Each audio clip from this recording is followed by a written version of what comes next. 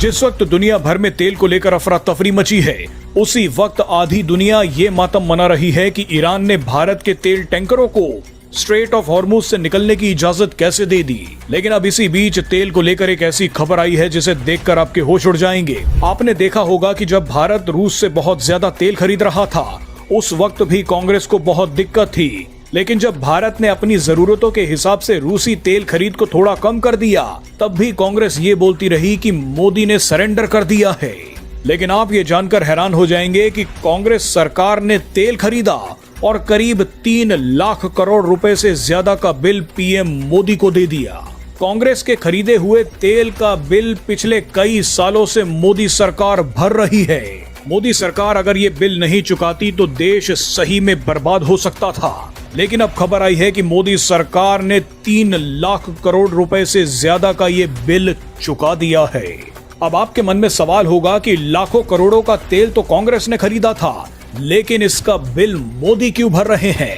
अब आपको बेहद ही आसान भाषा में ये पूरी कहानी समझाते हैं। दरअसल यहाँ पर सारा खेल ऑयल बॉन्ड्स का है, जो यूपीए ने अपने कार्यकाल में जारी किए थे।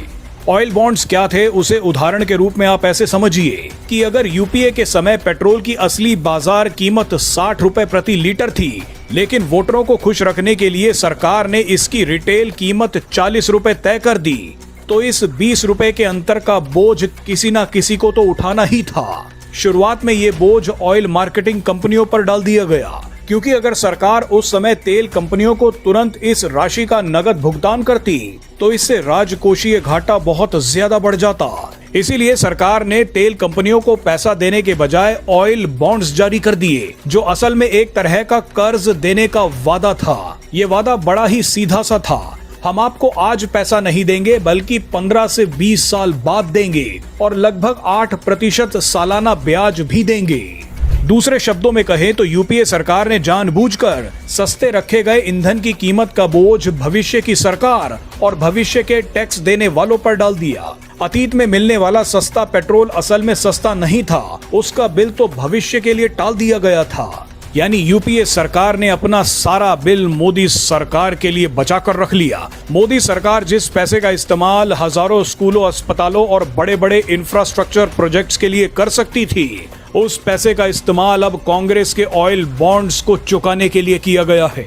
आपको बता दें कि 2008 के वैश्विक वित्तीय संकट के दौरान कच्चे तेल की कीमतें आसमान छूने लगी थी। उस समय यूपीए सरकार ने अचानक ईंधन की कीमतें बहुत ज्यादा बढ़ा दी। एक ही झटके में पेट्रोल की कीमत 5 रुपए प्रति लीटर और डीजल की कीमत 3 रुपए प्रति लीटर बढ़ा दी गई। इसके बाद यूपीए सरकार ने 2005 से 2010 के बीच 1.4 लाख करोड़ के ऑयल बॉन्ड जारी कर दिए, ताकि तेल मार्केटिंग कंपनियों को हुए नुकसान की भरपाई की जा सके।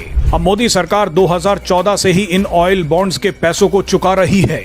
प्रिंसिपल अमाउंट और ब्याज सहित मोदी सरकार 2.36 लाख करोड़ रुपए से ज्यादा का भुगतान कर चुकी है। अब मोदी सरकार लगभग पूरी तरह से इन ऑयल बॉन्ड्स से मुक्त हो चुकी है। मोदी सरकार ने भविष्य के लिए इस कर्ज को नहीं टाला। आप सोचिए कि 2.36 लाख करोड़ रुपए से मोदी सरकार क्या क्या कर सकती थी, लेकिन ये सारा पैसा कांग्रेस के समय खरीदे गए तेल का बिल भरने में निकल गया। हैरानी की बात देखिए कि मोदी सरकार को पुराना कर्ज चुकाना पड़ा। रूस, यूक्रेन और वेस्ट एशिया में चल रही जंग झेलनी पड़ रही है, लेकिन इसके बावजूद मोदी सरकार ने तेल के दामों को बढ़ने नहीं दिया।